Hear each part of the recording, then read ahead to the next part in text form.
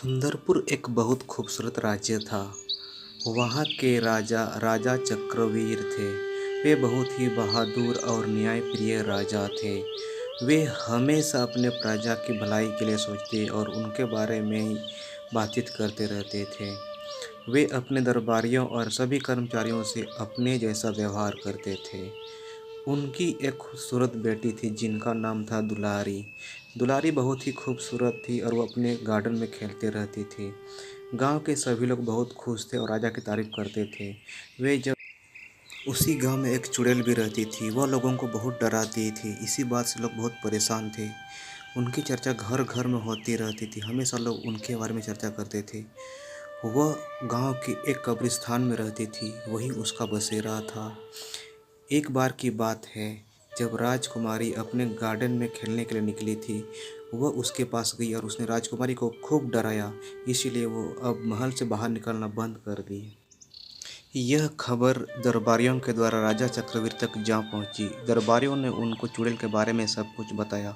यह सुनकर वे बहुत चिंतित हो गए और सोचने लगे। गांव के लोगों ने भी उनके पास आकर यह बताया कि चुड़ैल उनको बहुत परेशान करती है। राजा अब सोचने लगे थे कि उनको क्या करना है। उस गांव के ज़्यादातर लोग लकड़हारे थे। वे लकड़ियां काट कर अपनी जीविका चलाते थे। सुबह को वे जंगल की तरफ जाते लकड़ियां काटने के लिए और बहुत दूर जाने के बाद लकड़ियां काट कर बटोर कर घर लेकर आते और उन्हीं लकड़ियों से उनका गुजारा चलता था।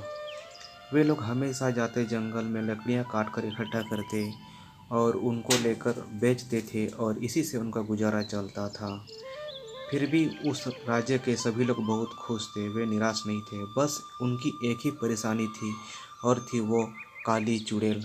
उनको लगता था कभी कहीं ये चुड़ैल हम लोगों के बच्चों को उठाकर न ले जाए, कहीं वो हमें खा न ले।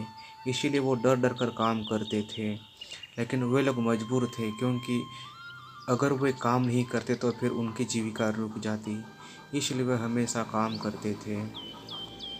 राजा के लिए जब लकड़ियों की ज़रूरत पड़ती तब यही लोग राजा को लकड़ियाँ अपने गाड़ी में लाद कर पहुँचा देते थे और राजा भी इनको उचित मूल्य देकर वहाँ से विदा करता था। और वो इनका भी बहुत ख्याल रखता था कि वे कहीं परेशानी में ना फंस जाए और इसलिए वो उनकी समय समय पर मदद भी करता था।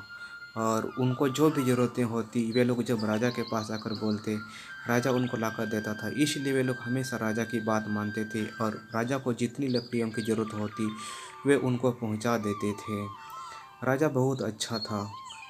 एक बार राजा को लकड़ियों की ज़रूरत थी। सही लकड़ी ना मिलने के कारण वे लोग बहुत दूर से उनके लिए लकड़ी पहुंचाने के लिए जा रहे थे।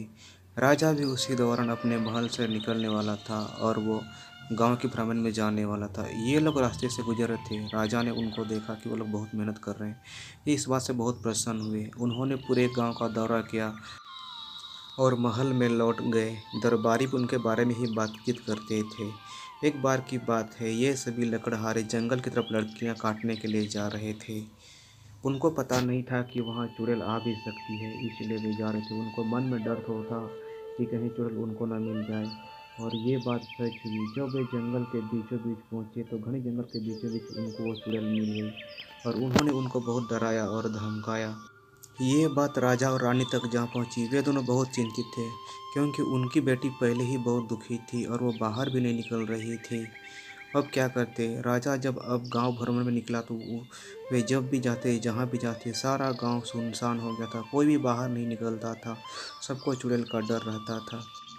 राजा के सिपाहियों ने राजा को सलाह दी, आप उस चुड़ैल को मार दीजिए और ऐसा करने से सारा समस्या खत्म हो जाएगी। ना वो चुड़ैल रहेगी और ना ही कोई दिक्कत। ये सुनने के बाद राजा घोड़े में सवार होकर उस कब्रिस्तान की तरफ चले गए जहाँ वो चुड़ैल रहती थी। वैसे ही चुड़ैल को पता चला, वो दूर भागने लगी और राजा उनका पीछा करता रहा। उन्होंने बहुत देर तक उसका पीछा किया और अपने धनुष निकालकर उस पर एक तीर चला। तीर बहुत ही घातक था। वह तीर भी उस चुड़ैल के पीछे पीछे जाने लगा। कब्रिस्तान के ऊपर से वो तीर जा रहा था जिसके आगे वो चुड़ैल भाग रही थी। चुड़ैल कितना तेज भाग पाती और यह तीर उसके सीने में जा घुसा। इस तीर में यह आग वाला तीर था और वो आग चुड़ैल के शरीर पर जलने लगा। और वह चुड़ैल भी कुछ ही देर में ज़मीन पर गिर गई और जलकर भस्म हो गई। और इस तरह सारी मुसीबतें ख़त्म हो गई। राजकुमारी भी अब बहुत खुश थी और दोबारा वो अपने बगीचे में निकलने लगी थी। वो अब वहाँ तितलियों के साथ, वहाँ के पशु पक्षियों के साथ खेलने लगी थी, बात करने लगी थी। वह अब बहुत खुश थी क्योंकि चुड़ैल मारी जा चुकी थी और राज्य के सभी लोग भी बहुत खुश थे। वहाँ के जानवर भी अब राजकुमारी से दोस्ती करना चाहते थे और वो भी उनको बहुत प्यार करते थे और इस तरह सभी लोग सुख से रहने लगे।